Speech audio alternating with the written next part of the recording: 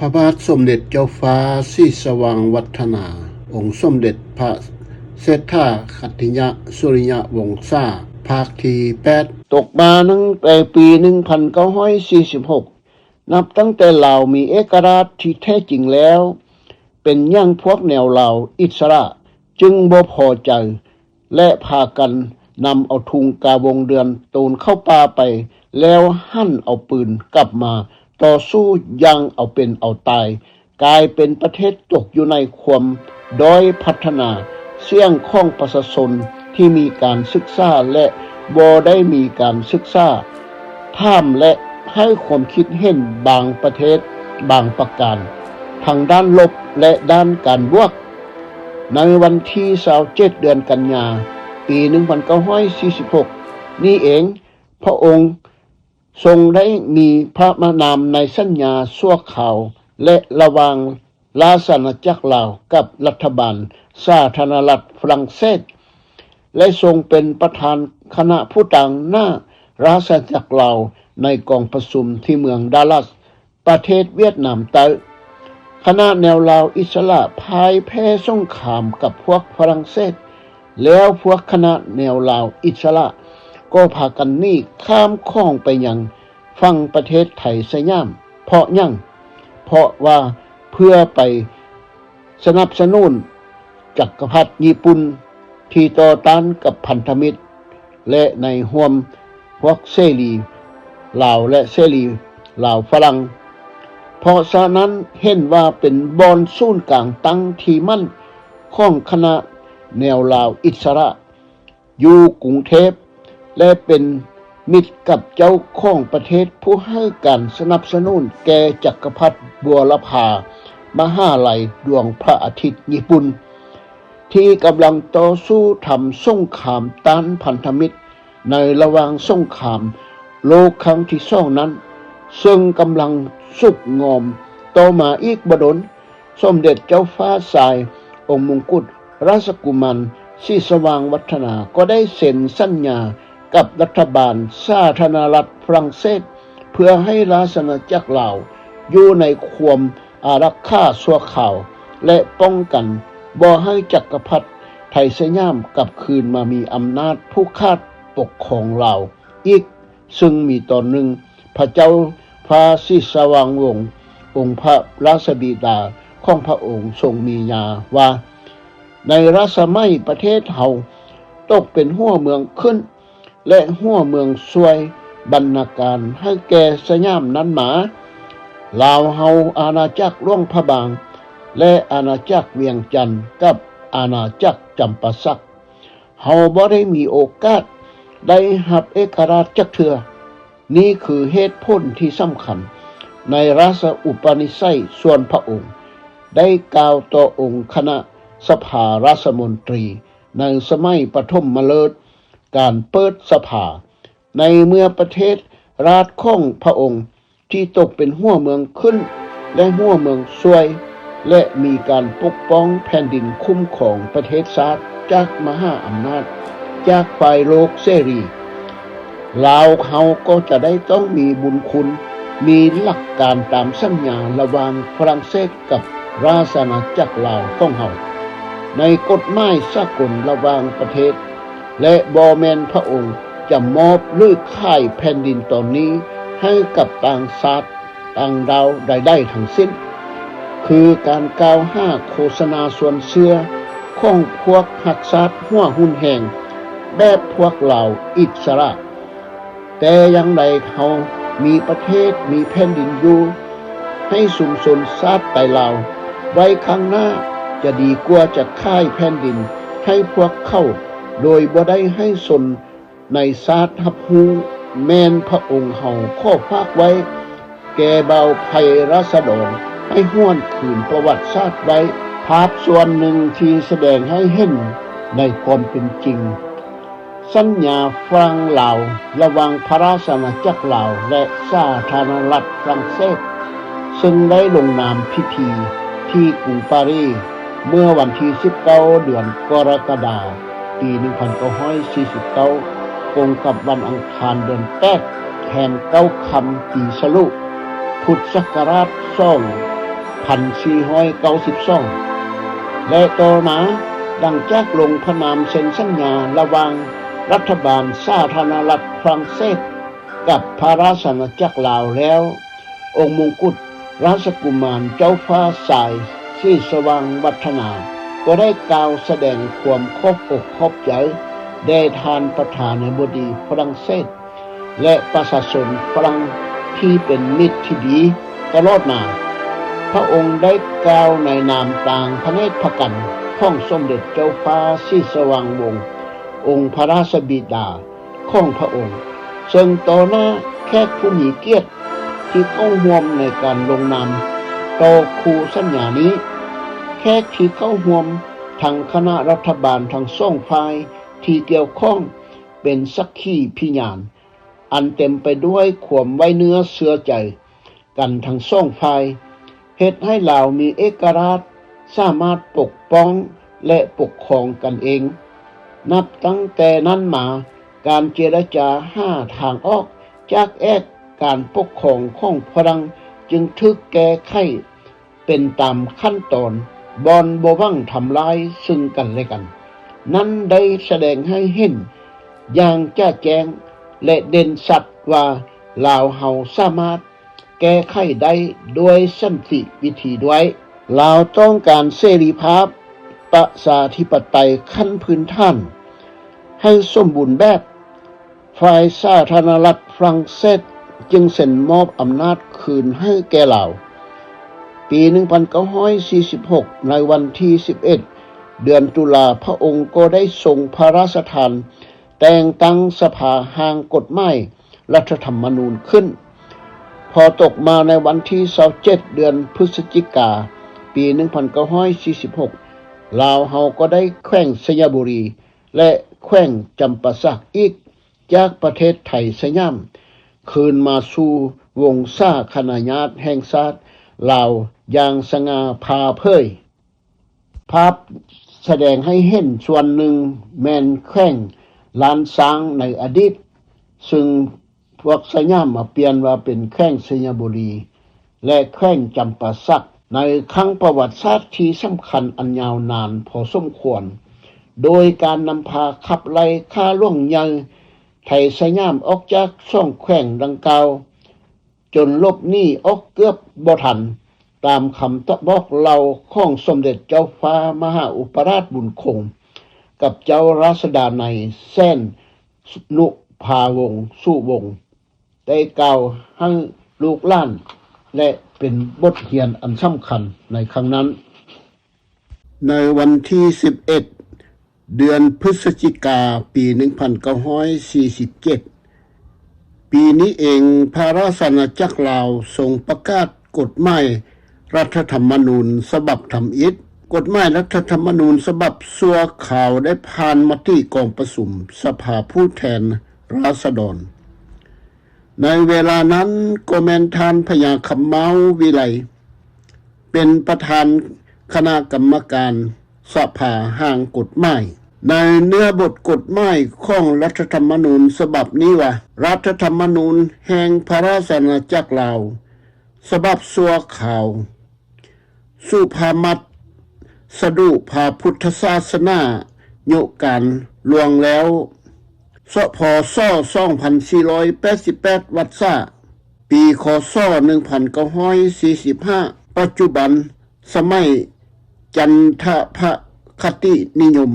ปฐมกัตติกานาสุกรปัต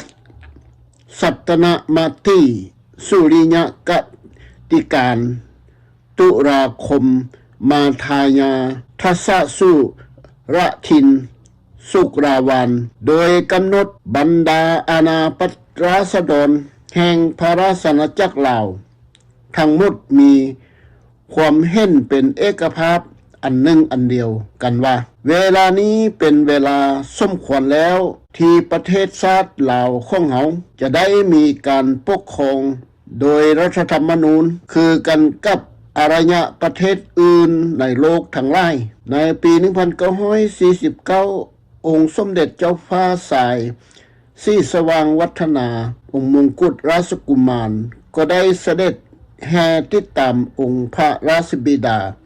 พระเจ้าฟ้าศรีสว่างวงศ์ธรรมิกราชพระมหากษัตริย์แห่งลาวไปประเทศสาธารณรัฐฝรั่งเศสภายในเดือนกรกฎาคมเพื่อลงพระนามในสัญญารับเอาเอกราชลาวอยู่ภายในเครือจักรภพฝรั่งเศสต่อมาในวันที่23เดือนมีนาปี1950พระองค์ทรงพระราชทานสร้างแต่งตั้งกองทัพแห่งชาติลาวกองทัพแห่งพระราชอาณาจักรลาวเป็นครั้งทำอิฐในประวัติศาสตร์ในการนำพากองทัพแห่งชาติโดยท่านในพลเอกสุนทรปฐมวงศ์ให้ดำรงตำแหน่งในนามผู้บัญชาการทหารสูงสุดของกองทัพแห่งชาติลาวในปี1951พระองค์ทรงเสด็จไปเป็นประธานคณะผู้ต่างหน้าลาวเสรีในกองประชุมสัญญาสันติภาพระหว่างอเมริกากับญี่ปุ่นในที่นครซานฟรานซิสโกรัฐแคลิฟอร์เนียในประเทศสหรัฐอเมริกาในปี1953พระองค์ทรงเสด็จในนามต่างหน้าพระเนตรพระกันของพระราชบิดาเจ้าฟ้าศรีสว่างวงศ์องค์ธรรมิกราชในพระราชพิธีพระบรมราชาภิเษกองค์สมเด็จพระนางเจ้าหญิงอลิซาเบธองค์ที่2แห่งราชอาณาจักรอังกฤษต่อมาในวันที่14เดือนธันวาปี1955ปีนี้เองนับว่าโชคดีมาสู่ประเทศชาตินั่นคือพระราชอาณาจักรลาวและปวงประชาราษฎรทั่วประเทศต่างก็มีความภาคภูมิใจ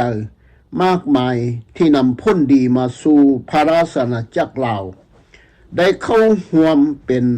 สมาชิกสมัชชาใหญ่แห่งองค์การสหประชาชาติจึงเหตุให้พระองค์และคณะรัฐบาลพร้อมด้วยประชาราษฎรมีความปลื้มปิติยินดีอย่างยิ่ง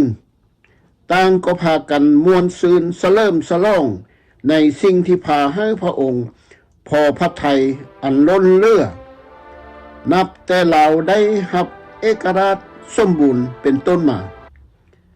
และเป็นที่นับถือและความเชื่อมั่นไว้เนื้อเชื่อใจจากบรรดาสมาชิกสภาโลกแห่งนี้มีความไว้วางใจในองค์การราชการนี้และในการนำพาของรัฐบาลลาวเสรีมีประชาธิปไตยมีนายกรัฐมนตรีของรัฐบาลเสรีซึ่งแม่นพระนาธานพญากระต่ายโดนสโสริตประธานพรรคลาวก้าวหน้าและกลุ่มการจัดตั้งของพรรคเสรีลาวเพื่อลาวเสรีภาพซึ่งประกอบการไล่พรรคการเมืองสิทธิและอำนาจมาจากปวงประชาชนเป็นผู้เลือกมาต่างหน้าจากประชาชนไล่ชนเสือเผ่ากลุ่มคนแนวคิดอุดมการณ์แตกต่างกันอยู่ในลาวทั่วทั้งประเทศให้มีสิทธิเสรีภาพในการปากเว้าและคิดเขียนการออกความคิดเห็นและการจัดตั้งกลุ่มลำเนาการทำมาหากินเลี้ยงชีพการเชื่อและนับถือศาสนาสิทธิเสรีภาพในการไปมาหาสู่กันสิทธิเสรีภาพต่อหน้ากฎหมายในทั่วพระราชอาณาจักรลาวจนเฮ็ดให้เศรษฐกิจพุ่งขึ้นเด่นขึ้นเงินตราแลกเปลี่ยนของเงินกีบลาวราคาล่วงกีบหนึ่ง170กีบต่อ1ดอลลาร์หรือ200กีบต่อ1ดอลลาร์300กีบต่อ1ดอลลาร์500กีบต่อ1ดอลลาร์และ700กีบต่อ1ดอลลาร์นับได้ว่าเศรษฐกิจดีพอเพียง มีเงินใช้ทั่วปวงชนตามบ้านนอกและเมืองยังในนครหลวงเวียงจันทร์และเขตแขวงอื่นๆทั่วประเทศในสุดรัฐบาลลาวเสรีนี้โดยการนำข้องพระนาทานพญากระต่ายโดนสสุริตนี้เองพระราชกรกิจสมัยองค์มงกุฎราชกุมารกับเบาภัยรัษฎรลาวที่ระลึกในงานหับน้ำยันทั่วพระราชอาณาจักรลาวในปี 1957 นั้นองค์มงกุฎราชกุมารเจ้าฟ้าสายสีสว่างวัฒนากับพระราชกรณียกิจอันล้ำค่ามหาศาลกับดวงประชาชนลาวทุกทั่วหน้าจากเหนือเทิงใต้และใจกลางของประเทศที่ระลึกในงานหับน้ำทั่วประเทศคนที่อยู่ภายใต้โพธิสมภารของพระองค์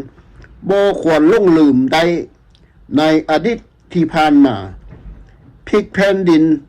ปีนแผ่นฟ้าเมื่อหน้าให้เบิ่งหลังทีนี้ข้ออธิบายเกี่ยวกับ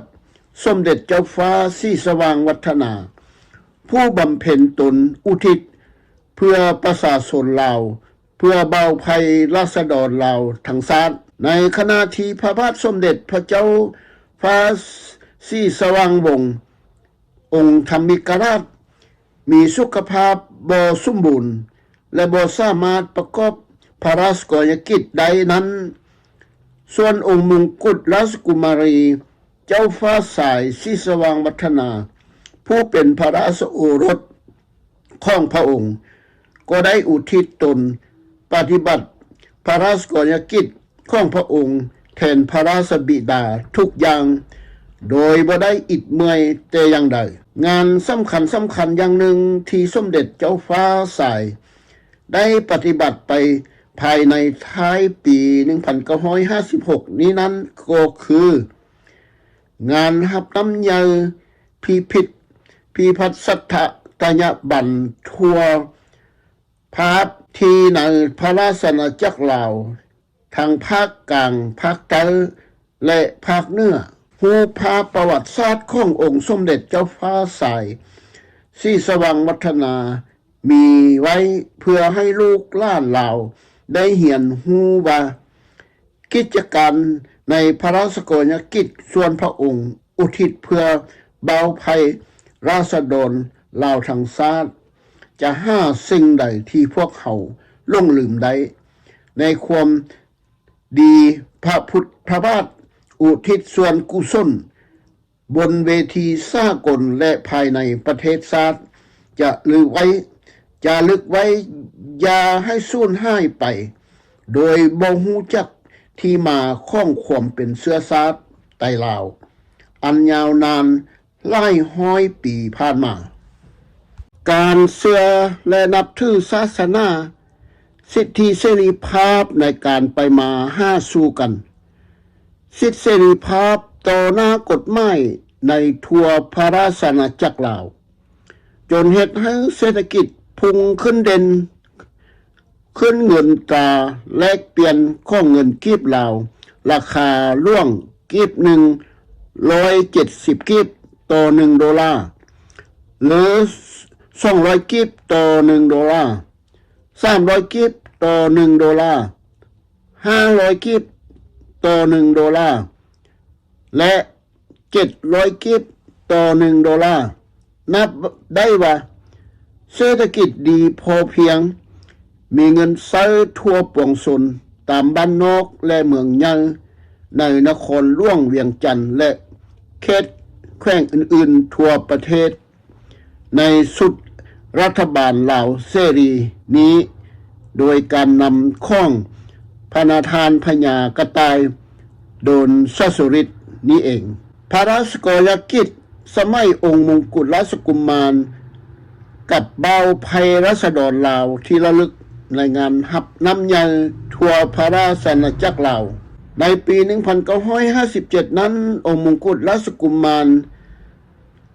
เจ้าฟ้าสายสีสว่างวัฒนากับพระราชกรณียกิจอันล้ำค่ามหาศาลกับปวงประชาชนลาวทุกทั่วหน้า จากเนื้อเทิงใต้และใจกลางของประเทศที่ระลึกในงานหับน้ำทั่วประเทศคนที่อยู่ภายใต้โพธิสมภารของพระองค์บ่ควรลงลืมได้ในอดีตที่ผ่านมาพลิกแผ่นดินปีนแผ่นฟ้าเมื่อหน้าให้เบิ่งหลังทีนี้ข้ออธิบายเกี่ยวกับสมเด็จเจ้าฟ้าศรีสว่างวัฒนาผู้บำเพ็ญตนอุทิศเพื่อประชาชนลาวเพื่อเบาภัยราษฎรลาวทั้งชาติในขณะที่พระบาทสมเด็จพระเจ้าฟ้าศรีสว่างวงศ์องค์ธรรมิกราชมีสุขภาพบ่สมบูรณ์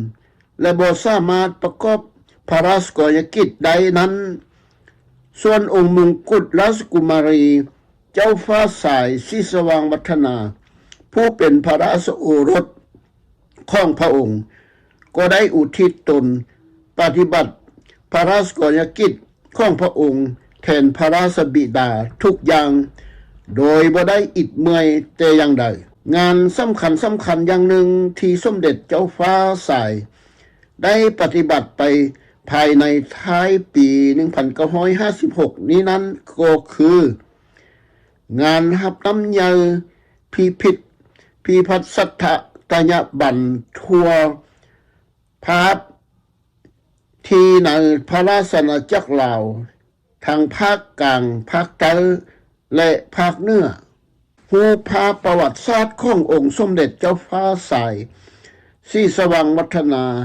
มีไว้เพื่อให้ลูกหลานลาวได้เห็นฮู้ว่ากิจการในพระราชกรณียกิจส่วนพระองค์อุทิศเพื่อเบาภัยราษฎรลาวทั้งชาติจะหาสิ่งใดที่พวกเขาลงลืมได้ในความดีพระบาทอุทิศส่วนกุศลบนเวทีสากลและภายในประเทศชาติจะลึกไว้อย่าให้สูญหายไปโดยบ่ฮู้จักที่มาของความเป็นเชื้อชาติไทยลาวอันยาวนานหลายร้อยปีผ่านมาในปี1957นั้นงานหับน้ำใหญ่นี้ได้กระทำกันทุกๆปีเพื่อให้บรรดาข้าราชการมีตาแซงและนายบ้านเท่าแก่หักบ้านหักเมืองพร้อมด้วยเบาภัยราษฎรในเขตชุมชนได้แสดงความบริสุทธิ์ใจของตนเพื่อความดีมีความโปร่งใสทำด้วยสัจธรรมของตนที่อุทิศในอันที่เอิ้นว่ามีการปฏิบัติราชการที่ผ่านมาด้วยความซื่อสัตย์สุจริตและเป็นการถ้วยความจงรักภักดีต่อสมเด็จเจ้าฟ้ามหาชีวิต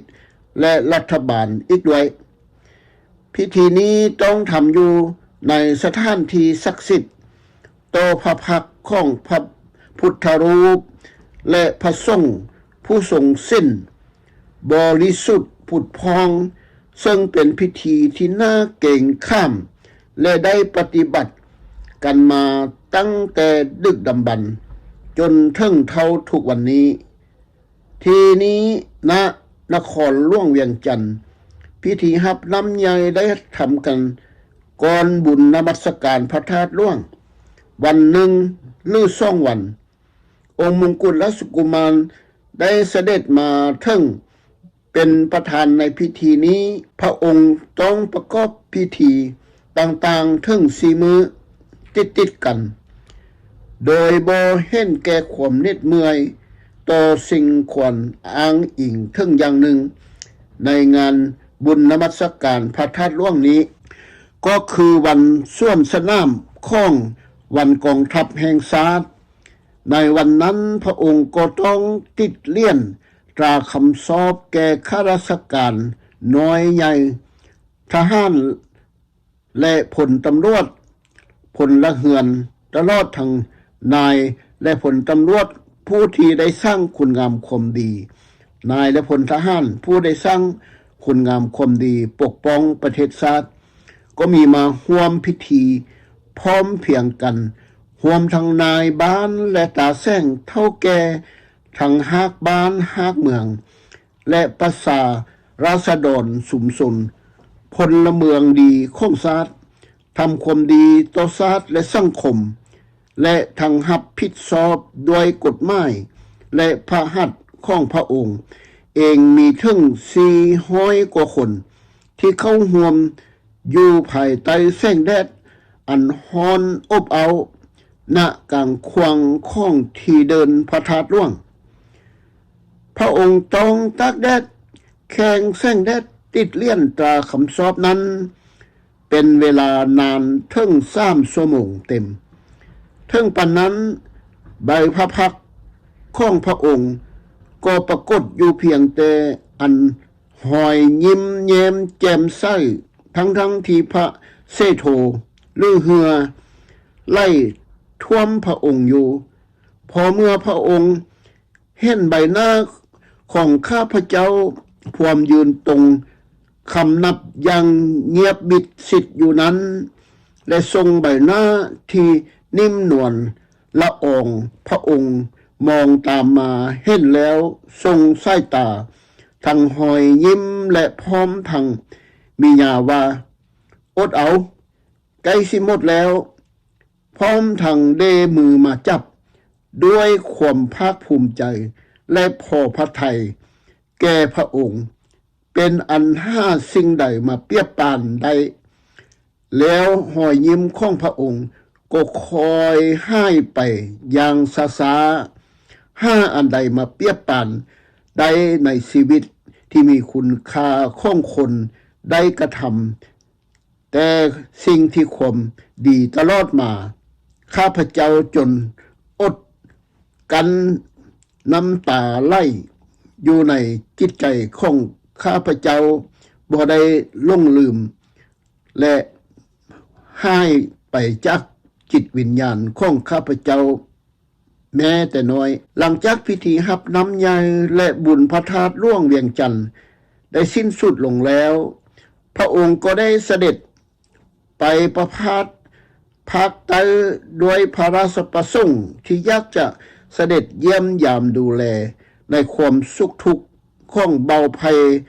ราษฎรในแถบนี้ในปี 1957 เดียวกันนั้นด้วยความมุ่งมา่ปรารถนาส่วนตัวของพระองค์เองทั้งเพื่อไปเป็นองค์ประธานในงานรับน้ำใยประจำปีของชาวลาวภาคใต้และชาวลาวเผ่าดั้งเดิมลาวพื้นท่านตลอดทั้งเผ่าต่างๆในเขตแข้งอัตตปืออีกไว้ภาพที่เห็นอยู่นี้เป็นซ่องภาพประวัติศาสตร์ขององค์สมเด็จเจ้าฟ้าสายศรีสว่างวัฒนาย้อนพระราชอาณาจักรลาวถือความเป็นกลาง